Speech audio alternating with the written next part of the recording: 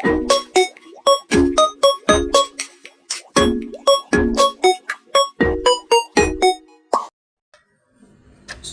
selamat malam. Perkenalkan, nama saya Christopher Lilakore.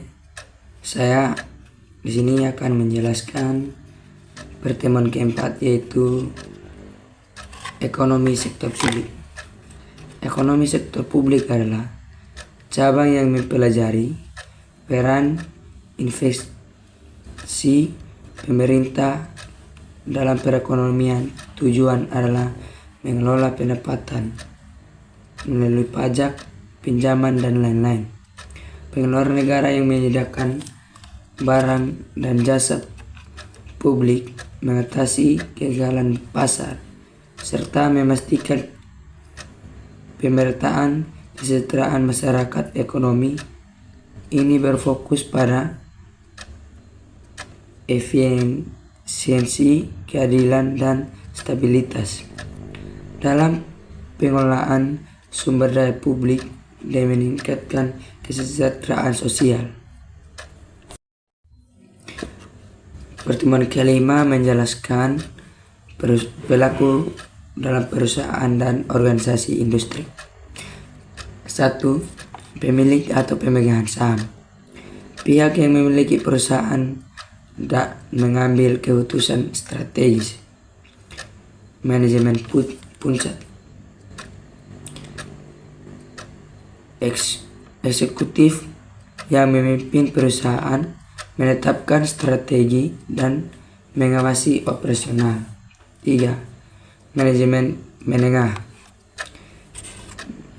Manajer definisi mengimplementasikan strategi dan departemen masing-masing. 4. Karyawan. Tenaga kerja yang menjalankan tugas harian untuk mencapai target perusahaan. 5. Pemasok. Pihak yang menyediakan bahan baku atau layanan penting. 6. Distributor atau pengecer. Penyaluran produk ke konsumen. 7. Konsumen. Penggunaan produk atau jasa perusahaan. 8. Pemerintah. Mengatur lingkungan bisnis melalui kebijakan. 9. Komunitas. Terpengaruhnya oleh operasi perusahaan, khususnya dalam aspek sosial. 10. Kreditur atau investor. Pihak yang mendanai perusahaan dan berkepentingan dalam keberlanjutan bisnis. Semua pelaku ini bekerjasama untuk menciptakan nilai untuk mencapai tujuan bisnis. Pertemuan ke-6 sini menjelaskan monopoli, oligopoli, dan monopolistik, di mana monopoli adalah struktur pasar yang mana hanya ada satu penjual yang menguasai seluruh pasar tanpa persaingan. Biasanya karena memiliki kontrol penuh atas suatu produk atau layanan yang tidak memiliki substitusi dekat. Contohnya PLN di Indonesia dalam menyediakan listrik. Oligopoli adalah struktur pasar yang didominasi oleh beberapa perusahaan besar, memiliki pengaruh besar terhadap harga dan pasokan barang atau jasa.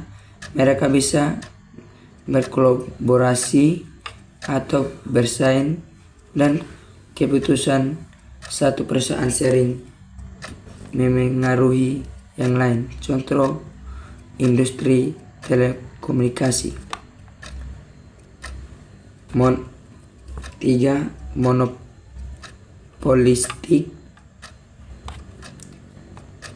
Monopolistik adalah pasar dengan banyak penjual menjual produk serupa tetapi tidak identik.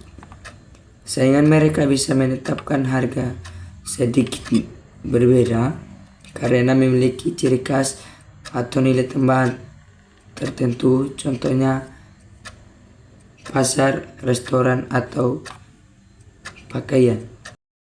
Pertemuan ke-7 yaitu menjelaskan ekonomi tenaga kerja.